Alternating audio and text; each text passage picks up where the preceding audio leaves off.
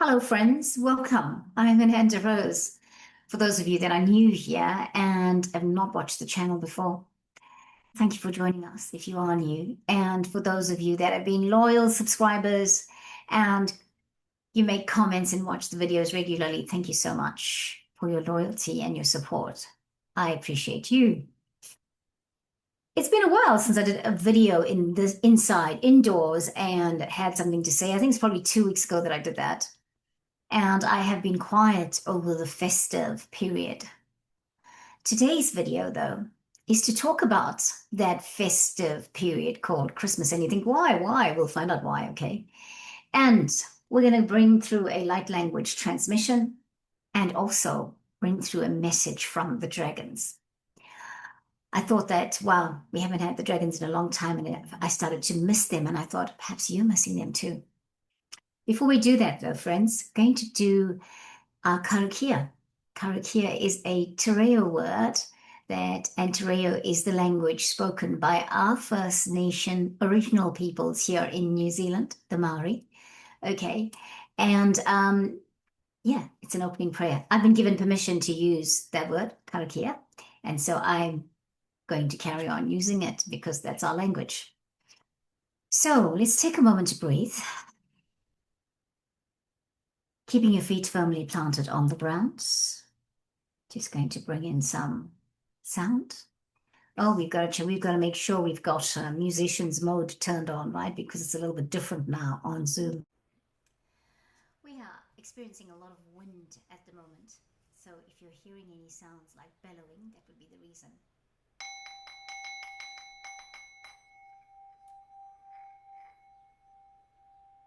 As I was saying, keeping your feet firmly planted on the ground.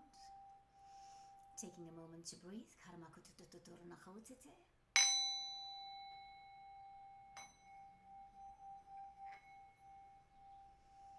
Taking a breath again.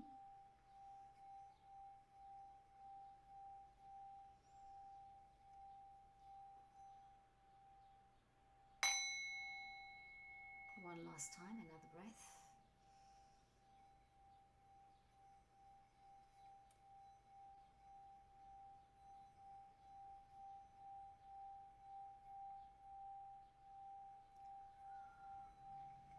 Kira makawa, ranakawa, ranakawa.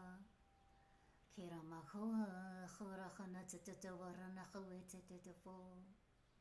Welcoming you, welcoming all of you into our space. Kira matitu tufahainate. Welcoming the teams of light of everybody that will watch this video and Enjava Karamaskuta Paharna Toto to Relata and the Kurukshka Arn Makutoronakai. And Zeramaha Wetamana, Hawata Farnahute, and Zeramaha Wetanafara, Hotunamahote, Neowen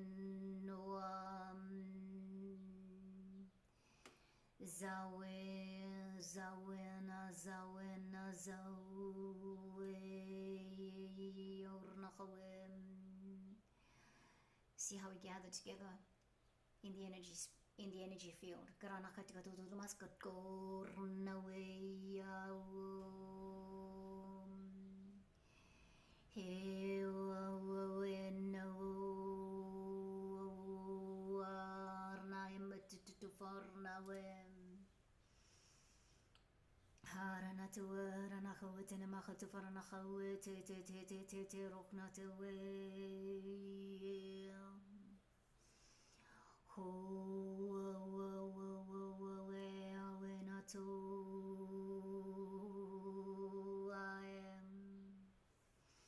Kiranzo, collection in the Grut Greiskar and Ahrunigda Adarmahutin.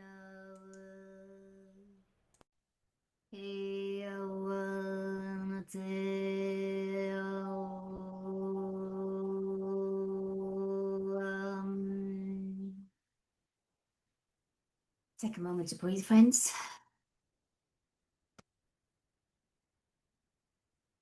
You're just coming back to the present, coming back to your moment, wherever you are, wherever you're seated, wherever your space is when you catch this video. So, friends, how was your festive period. How, well, it's not quite over, right? We've just had all that build up to Christmas, and now we just come down from it a little bit, and then we're going back to it with the New Year celebrations that happened this week. How are you with that? And, I always call myself the Grinch at Christmas. What I do love about Christmas are things like lights, yeah, and I like the food, not all of it, some of it, okay, and some of the traditions of Christmas and some of those amazing things that we have over the years developed with this tradition of getting together with family and having a good meal together and all of that.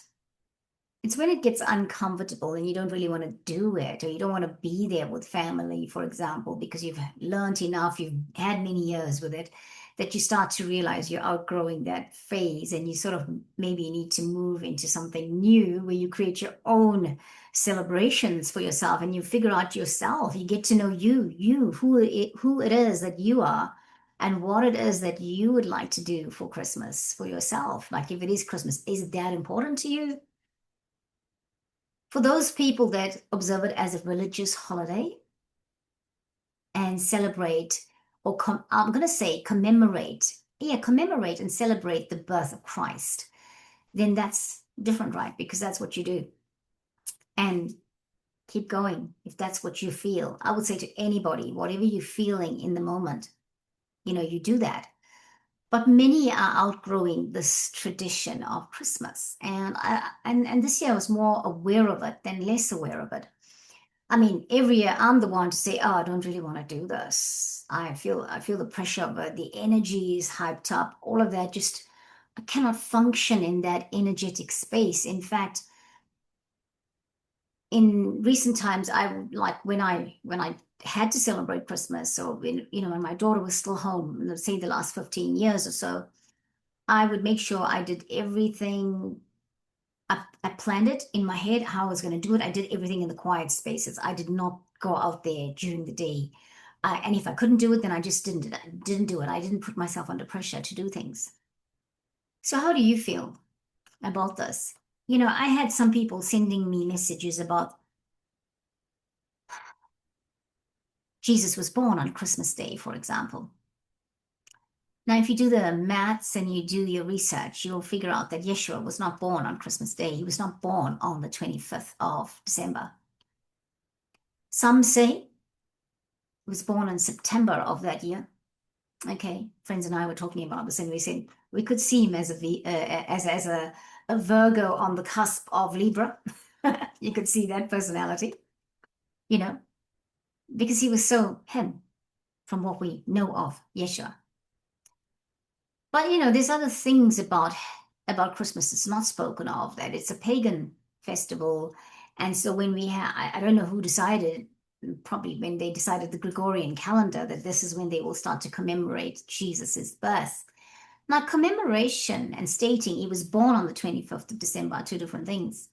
And today I don't have my rebel on. In fact, I haven't felt like I have my rebel on for a long time. I've just been really tired and I've been trying to sleep as much in this time. I did celebrate Christmas with my family. For this year we celebrated it. After all, I've become a granny this year, and so there was a little person that is in the world now that is going to be involved in this. The truth of the matter is, I wish that there was no big deal about Christmas for him. I mean, he's only like 7 months old, right? So we don't start that. We don't have anything to fulfill in the years coming. But I feel like when I said to my daughter, I wish you hadn't decided to do all this gifting and whatever. Why didn't we just get together and have a good meal together as a family, all of us, all the family now that we are involved with, that I hear that this little boy brings together? She said, "Well, I understand where you're coming from, Mum, but I actually have had good Christmases. And so I've had good experiences with Christmas, so I kind of like wanted him to have the same." And so I think about it and I think, hmm. And yeah, I was thinking that we didn't have great Christmases or it was a bad job. I did. But still, we come back to the seriousness of it. I had many people in my world saying to me how they just didn't want it, how they didn't feel like it. They felt like they wish it would go away and all those protocols and all those expectations from family would be gone or would not be put upon them. And they were doing it because, well, it's family, it's what you do, all that stuff.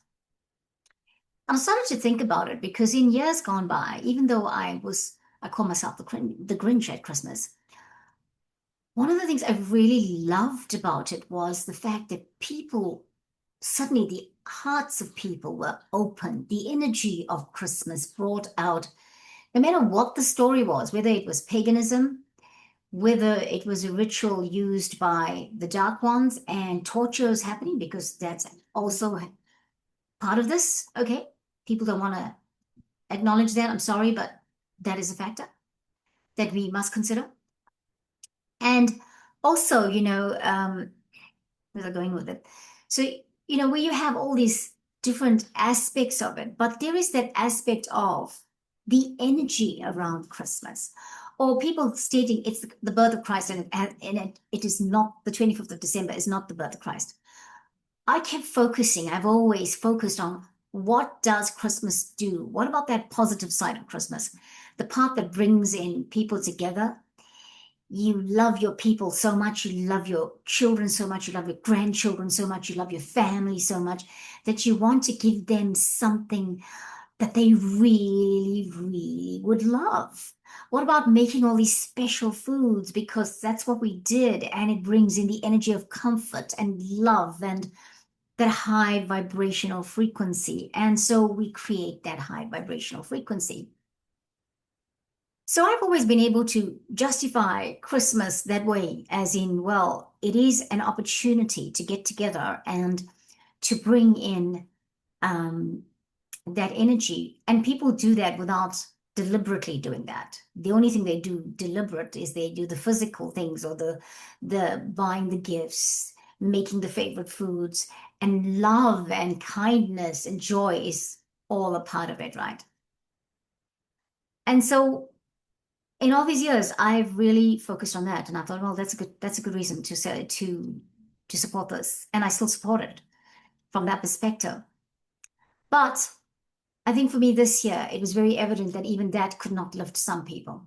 Even that could not move them out of the trajectory they were in because we have got to a stage where we cannot fake it till we make it, or faking it till we make it only works up to a point. Because when you think that with that effort to get stuff on the table, with that effort to buy gifts, with that effort to tolerate family, there's a lot of the other side of things going on, right? Because you have to make if you have to make the effort, if you're feeling the pinch of it, if it's finances, because this year has been that kind of year. I'm in a, I was reminded that I'm in a community with a lot of volunteership, a strong energy of volunteership, where people will just volunteer their time to do many things. And that's great because perhaps our community has, because of the way it is, we have got a lot more time. But one thing I've also noticed is we don't have a what they call a soup kitchen. And about 18 months ago, I suggested setting one up here where we live locally because we have suddenly got homeless people when we did not have homeless people. I was in a room full of people where there were probably about three or four business people. And, these people are influential because they are business people and awakened people. And one of them started the conversation with, Rose, how do you think that would work? Because homeless people take drugs. Why would they come for food? And I was like, okay, I think people will come for food. I think word will get around. And I said, not if you set it up where you don't say it's just for homeless people. You could set it up where people can come and do a thing where they can pay anything from $0 to $20 for a meal based on what they feel it's worth. And if somebody comes and says, hey, I would like the meal, but I don't have any dollars, they don't even have to say that. They can just come and get the meal and go and sit down and eat, create a dining hall. And we call it dining hall.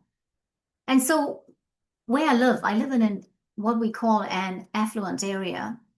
People are very proud of it. They're proud of its heritage. They're very proud of it's by the sea. There's mansions. There's all kinds of things going on where I live.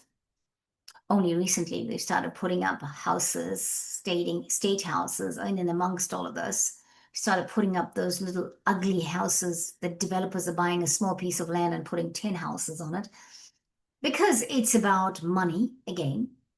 And so business people have allowed that to happen. But we won't do anything about our homeless people. And that's the thing that, that I say this is Christmas. And there were homeless people. There's homeless people in our area, and we didn't give them anything to eat. You know, as a community, we didn't give them anything to eat. The one person that I could give something to eat would not have me anywhere near her. This homeless person is a bit of a racist lady. She likes my dog. She doesn't like me. So even if I reached out to her, and I have tried to reach out to her a few times, and she screamed at me. She screamed at me the one time, and I just thought, oh, I'm gonna have to stop. But that doesn't mean she won't take support from somebody else who she relates to. But anyway, I digress. I'll come back to this. So I'm kind of at this point where I cannot get involved in all the commercialism of Christmas. It just makes me sick, the whole idea of it. I did have a meal with family. Of my family, one person got a gift. That's my grandson. Because it was something I'd intended to give him always, and there were heaps of gifts. My gosh, there were lots of gifts. And these lots of gifts came from 5 people, but there must have been about 35 of them. I was appreciative that people thought to give me a gift, and I didn't give anyone a gift. Firstly, I couldn't afford to give them a gift, but also I I just feel like I don't want to carry on the tradition of that.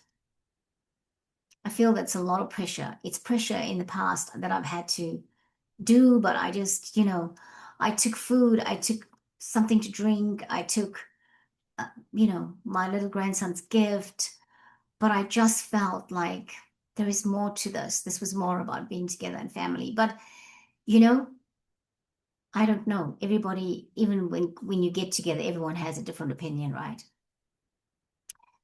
So, what's the point of the message?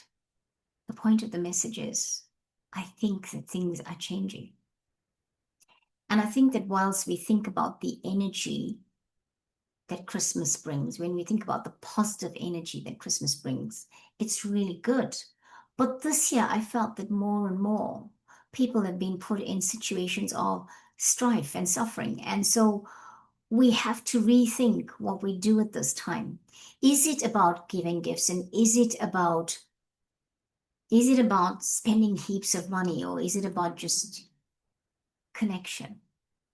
Right. And I probably have said something like this in one of the other videos. I don't know. I don't remember. But I feel like we are moving forward. And in a year's time, in 2 years' time, in the future, Christmas is going to be a little bit different from this. There might be people that will celebrate it, yeah, the way we've always done, but may not be for a long time that goes on. I think we are breaking traditions. And yes, I just found some of the foods we regularly eat didn't taste great to me this year. I'm not sure why. Just bizarre. Yeah. Right. What's the card for us today? I shuffled the cards, and it is from the Dragon Oracle cards here. This one, Diana Cooper's. I haven't worked with them in a long time. And the card that first flew out was this one, Deep Blue Dragon. These Deep Blue Dragons work with Archangel Michael. Yeah, I love them. I've called upon them a lot in the last few months. Every time I've called upon Archangel Michael and his legions of angels, I've called upon the deep blue dragons right away because all of them traverse the universes and the galaxies protecting us. They are part of Commander Ashtar's fleet too, I believe, the deep blue dragons. And you know, Commander Ashtar seems to have a essence of Archangel Michael, and they wear the same colors, etc. If you've ever seen an image of Ashtar. And what do they say? What does this card say? It keeps you safe by clearing your pathway. What can we say when we get such a card? But I want to go to this given the season. The other card. Oh, here's a message from this one. Sorry, I should read that. It says, trust that you are protected. Walk on a path of light.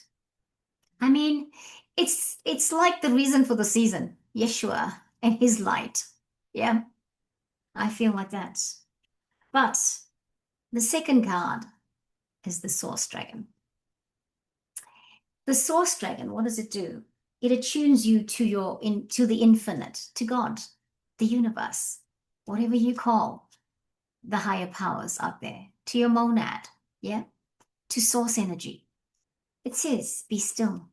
In the silence, magic can happen. Be in the moment. I want to read the message of this card. In the center of all the dimensions, galaxies, and universes is an infinite point of pure stillness and love. This is the heart of Source, and from it flows the most incredible illumination. As the wishes of Source flow forth, the illumined angels, known as the seraphim, they've come into my space twice now in 24 hours. The illumined angels, known as the seraphim, sing Om.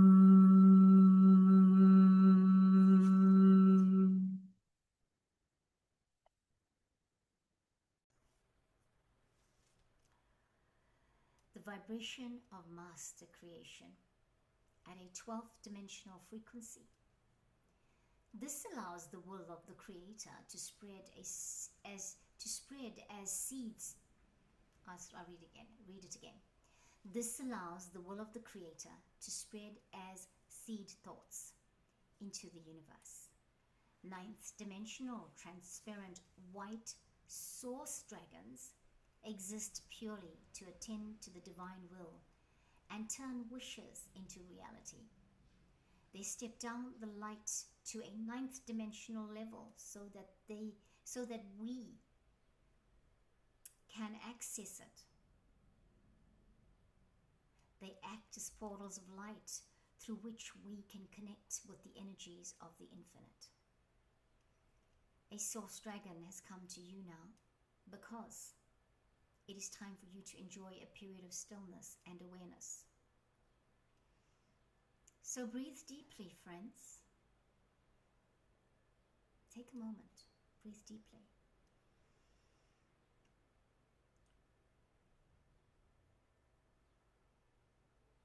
Now listen to the silence.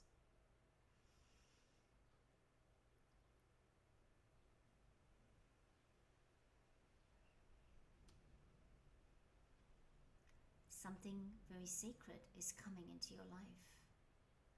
This could be anything from the fruition of a long-held dream to becoming a true master. It is being presented to you now. Let's just pause for a moment as you feel that energy.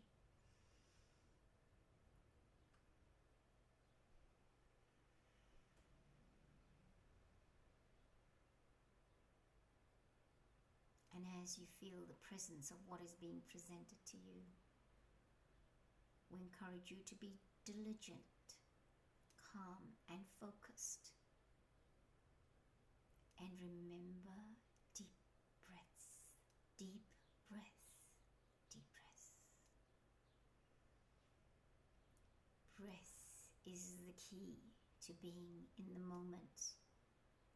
And this is where the greatest magic happens. Ask the Source Dragon to accompany you on every step of your exciting new journey. And always remember that the present moment creates your future.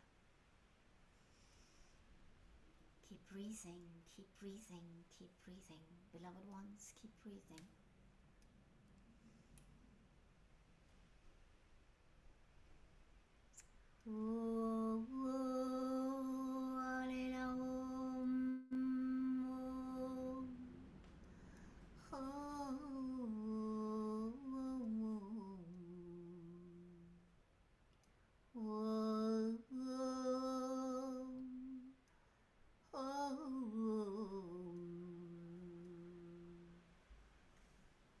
And so, beloved ones, karana kita kautu kaha. Inzira katakulu bektutu saharna tsalek shimeke tatakaru frahara likita garis kurus kara ayni virus kidiraha. Injira katakuru lakhita matikuru akhazam raktu tais kurana arita tokskanete. Yira kachukala makutuku klikara kitkatu turba atinda urul kit askurba auturha. Yes. Take a deep breath. Coming back to the present. I'm very encouraged by the Source Dragon, friends. I love it that this is a card that flew out after this one. These are amazing dragons to work with. And let's see, turn musician's mode off. And to know that we are that protected, and to know that even in a time when things happen and you feel the energy, the hype of the collective, and everyone's agitated because, you know, what it's been like leading up to Christmas. I've tried to stay out of it. But even in a time like that Source never fails. That we are never alone. That even in this time when it feels like, oh my gosh, wish it'd be over, we are never alone. We have this dragon traversing all the universes and galaxies. And we have this dragon doing the same and bringing in the energy of the seraphim. So much love and light to all of you, friends, in this time that is the holiday season. I trust that things are flowing for you. And if they're not, then I'm wishing it for you and bringing it in.